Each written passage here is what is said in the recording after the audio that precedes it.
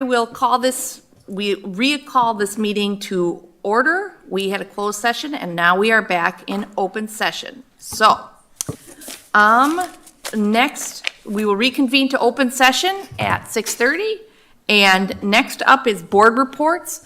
And just a little bit about the collaborative advisory team meetings, or the CAT meetings. We had one a couple of weeks ago, and we toured the middle school and elementary school and had some great questions and participation, and saw the pluses and the issues at both schools. And this coming Wednesday, the group will tour the high school and see what was recommended in the EUA reports. And then after that, I think the team will reconvene in a September Wednesday to start talking about just learning about financials and enrollment, and then start making progress on recommendations.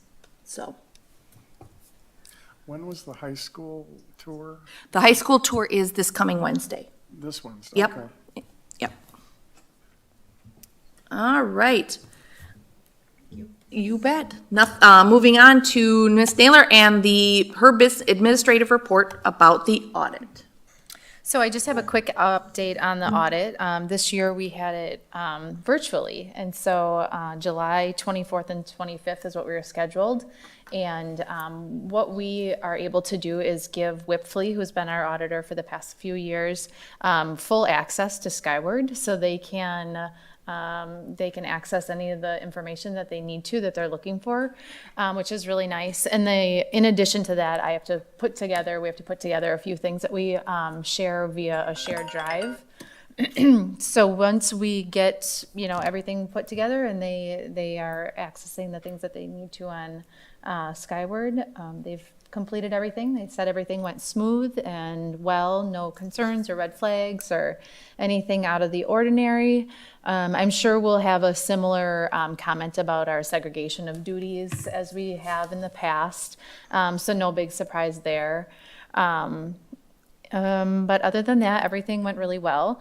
We are waiting on some final information regarding WRS, but that happens on their calendar. So they're just waiting for Whitfle's just waiting for a few things from them. And then every other year we have Key Benefit Concepts do evaluation of our post-employment benefits.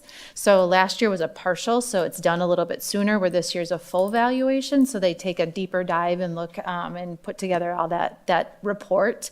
Takes a little bit longer, but they have all their information. They're working through that, and that I believe they should have done, I would say, any day now, but no later than the end of August. So that's also part of the audit. So that'll get shared between Wipfli and KBC, and that would be the final pieces that they need. And so Brian Anderson from Wipfli will plan on coming and doing his report like he has in the past here at a board meeting sometime in the fall after that is complete. And then we have Wipfli, we have an agreement with them through this year. And then after that, board policy is to go to bid for auditors every 3 to 5 years. So this will be the end of the 23-24 school year will be the end of our 5th year. So then I'll look at going to bid for auditors in the following years. But I've been really happy with them. I feel like we work together really well. They understand the process and the way we do things, which is really nice. They're attentive and answer questions very quickly. So I've been really, really happy with them. So hopefully they will be able to come in at a good bid area level so that we can continue with them in the future. I would really like that. So just a quick update there. Everything is looking good. Any questions? When would a bid actually go out, or? So I believe I would do it in January of 2024 or 2025. I'm sorry. So 2025 I would do it. Yep. Mm-hmm. Okay. All right, thank you. Yep, thank you. Ms. Everson for a Director of Student Services report. Good evening. My plan is to do an overview of the seclusion and restraint for 2022-23, and then open it up to questions. You've already viewed the document. As you can see, this past school year, we had about 22 seclusions and 26 restraints. And you can see down below, there were 3 total students involved in each of them, 3 total. As you know, this is a last resort when a student is presenting safety risk to themselves or to others.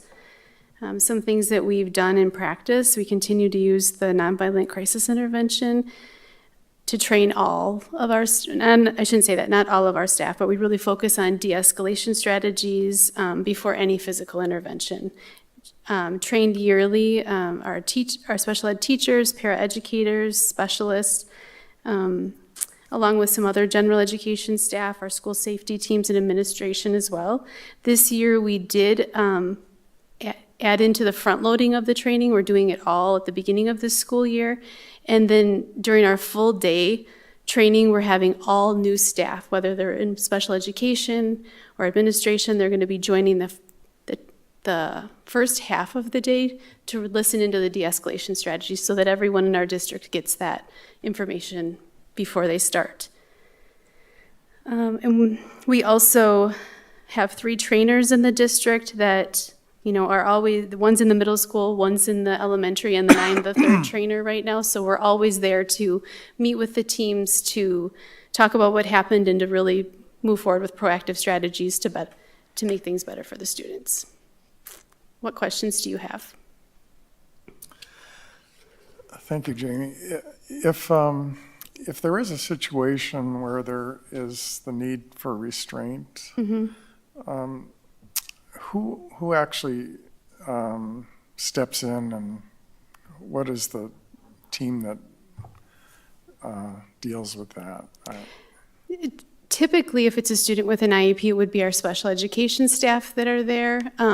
Often administration's called into just to have eyes on the situation and help make decisions. Really, it's the people that know the student the best that are making the decisions around what needs to happen next. Right. Thank you. Okay, are there other questions? All right, well, thank you. Thank you. All right. Dr. Olson and the low revenue ceiling limit update. Yes, by now you probably saw our email out to our CAT team, and so I think this is a positive development on this issue for us.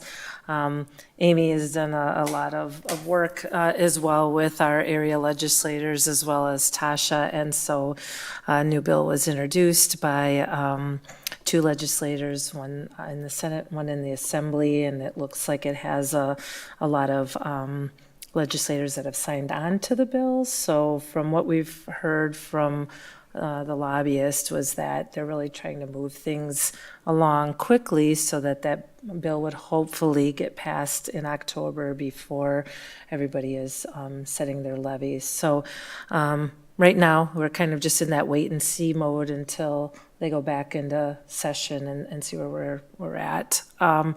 Representative Dietrich did sign on to the bill and is, trying to help us as much as possible. We talked with Senator Jagler, who is in favor of the bill. I don't think he actually signed on, but is in favor. And so we're just asking people that if they have any other connections with legislators around the state, that they tell our story. And I thought it was a really nice article in the Milwaukee Journal Sentinel that came out last week that explained that situation. So we're kind of in that wait and see mode that it would, obviously if that bill was passed, that would help our district out quite a bit, which would essentially wipe away our deficit for the coming year.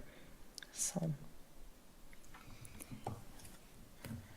What about not this year, but next year? Would we still be in decent shape for that, or would we possibly need to look at an operational referendum?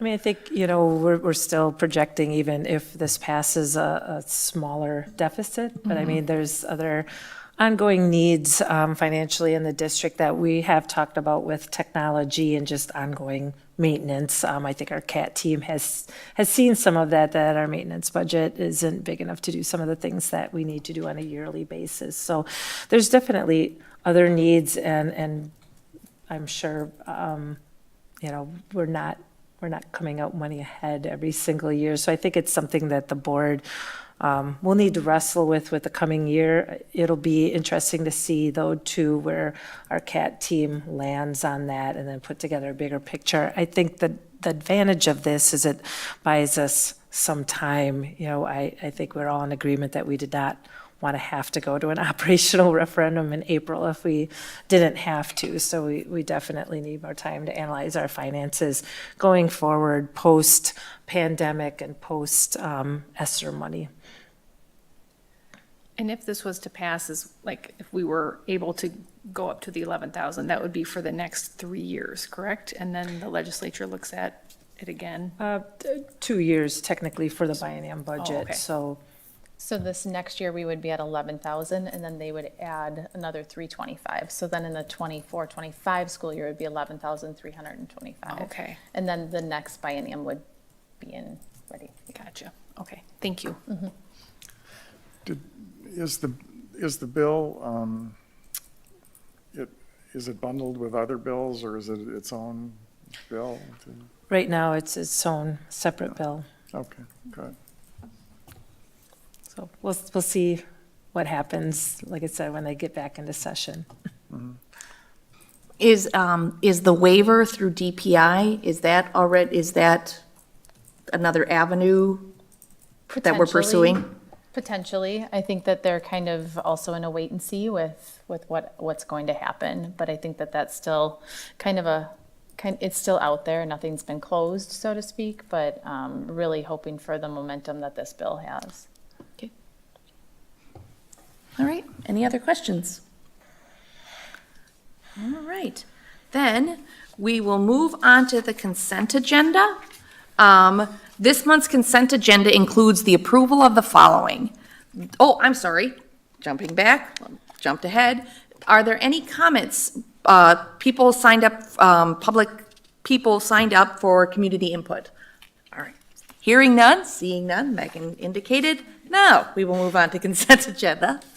And this month's consent agenda includes the approval of the following: July 17th regular meeting minutes, July 24th finance personnel proceedings, July's treasurer report and vouchers and invoices, Lake Mills High School FFA overnight field trips for the 2023-24 school year, and the personnel report. Is there any board member that would like to separate out one of these consent agenda items? Hearing none, then I will have a proposed motion. I'll move the board approve the consent agenda as presented. I'll second the motion. It's been moved and seconded. Is there any questions, talks, discussion? I just thought the list of the opportunities the FFA students had was great. We have seen how the program has grown, so it's great to continue to see that for them, and will generate more excitement, I think, as they get to continue to do and learn and explore. All right, any other? All right, hearing no other discussion, I ask for a roll call vote. Brianna Beslick. Aye. Ken Imers. Aye. Andrea Graham. Aye. Kirk Lund. Aye. Amy Litcher. Aye. All right, moving on to the action items. For the first one, creating a position of a Dean of Students and Learning Coordinator job description. This new job reflects the same duties for the Dean of Students listed at the high school, but it's now going to be we're going to have a dean at the elementary school if board approves. And we need to approve, the board needs to approve any new positions, and this was discussed in the closed session as well. So is there any other things to add? All right. I'll move the board approve the creation of an elementary school dean of students and learning coordinator position. Second. It's been moved and seconded. Any discussion? Hearing none, I will ask for a roll call vote. Ken Imers, Aye. Andrea Graham, Aye. Kirk Lund, Aye. Brianna Beslick, Aye. Amy Litcher. Aye. Okay, moving on. With this new position, it was created because it replaces Mr. Dom Gisha, elementary school assistant principal. And due to his late resignation, the administrative team took this opportunity to re-examine the academic needs at the elementary school. And with this approval of the job description, they have recommended someone for this position. So, Do you want a motion? yeah. I'll move the board approve the elementary school Dean of Students and Learning Coordinator contract with Mr. Brad Smith for the 2023-2024 school year. I'll second. It's been moved and seconded. Any discussion? It was, we had a thorough discussion in the executive session about this position and this person for this. So, all right, hearing none, I will ask for a roll call vote. Andrea Graham, Aye. Kirk Lund, Aye. Brianna Beslick, Aye. Ken Imers, Aye. Amy Litcher. Aye. All right. The School Resource Officer Program renewal with the City of Lake Mills. The board is being asked to approve the school resource contract for this year. The contract was revised to automatically renew every year, where the previous year, it just was a one-year contract. So the contract is the same with a few additions, but it was reviewed and reviewed in the committee, in the finance committee. We just thought that would be easier than the city and the school district having to take action to renew the contract either, each year. So we will just, if something changes, we just have a timeline in order to break that contract. And this still does, this contract, even with this not renewing contract, the school resource officer will still report to us every year. So I will ask for a motion. I move the board approve the school resource officer program agreement renewal with the city of Lake Mills. I'll second. It's been moved and seconded. Any other discussion? Hearing none, I'll ask for a roll call vote. Kirk Lund, Aye. Brianna Beslick, Aye. Ken Imers, Aye. Andrea Graham, Aye. Amy Litcher. Aye. All right, the request to waive liquidated damages for the breach of contract? Yes, typically, we don't ask to waive those. However, we had 2 teachers that did resign who are not going into other public education positions. So they're leaving public education, and so we thought it appropriate to waive those liquidated damages, and we have been able to fill their positions as well. So. Is there a motion?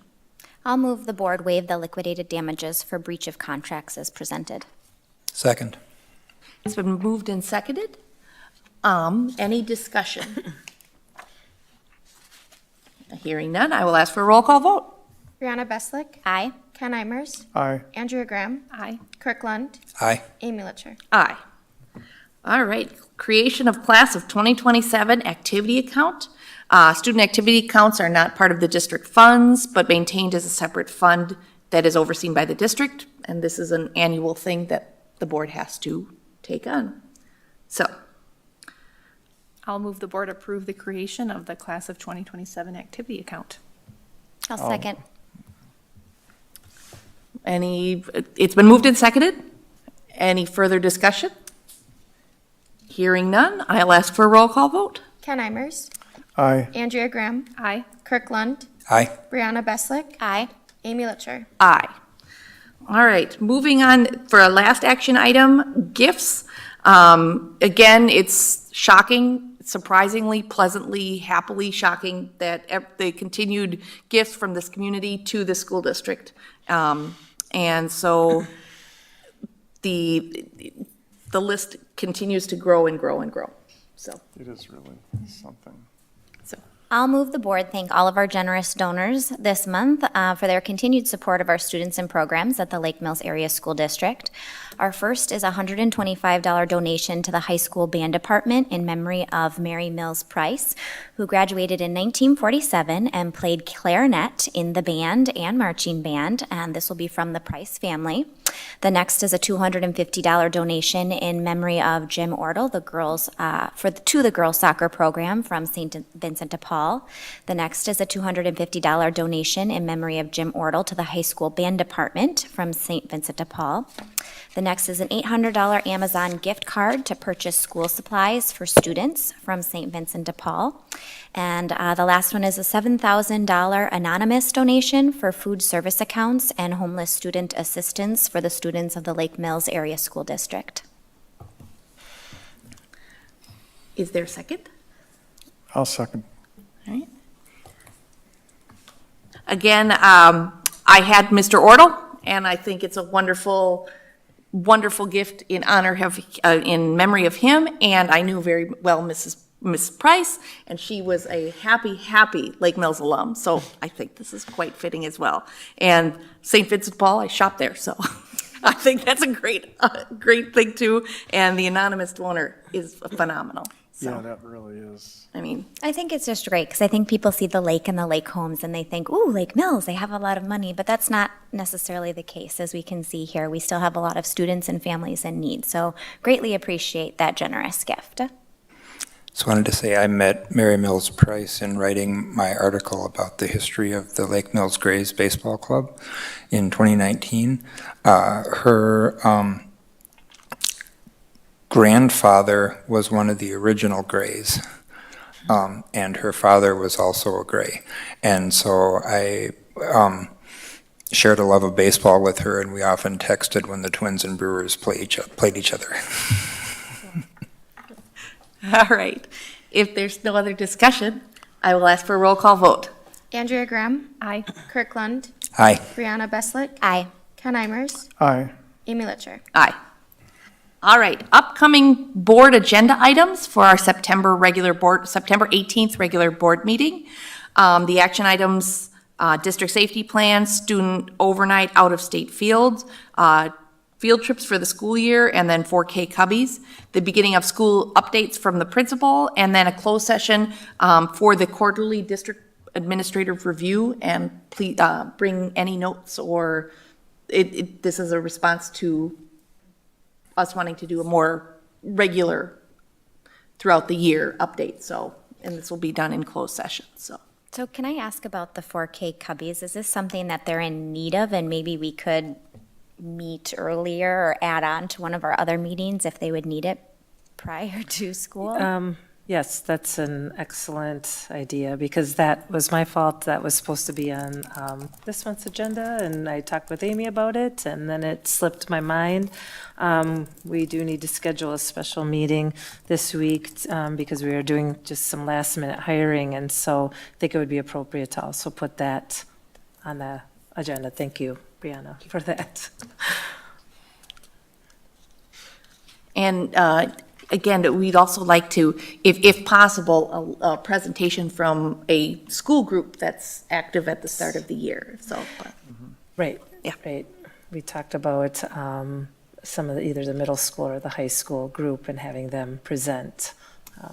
So And when will we have a school board, a student advocate or whatever we call them, representative? When does usually that once the start? student council is up and going, I So a don't couple think more we months? typically. It's usually in October Okay. when they have all their voting done. Okay, I love having that, so thank you. all right. All right, is there any other future agenda items? All right, hearing none, I ask for a I'll motion. move to adjourn. I'll second the motion. All in favor? Aye. Aye. Aye. Opposed, same sign? We are adjourned.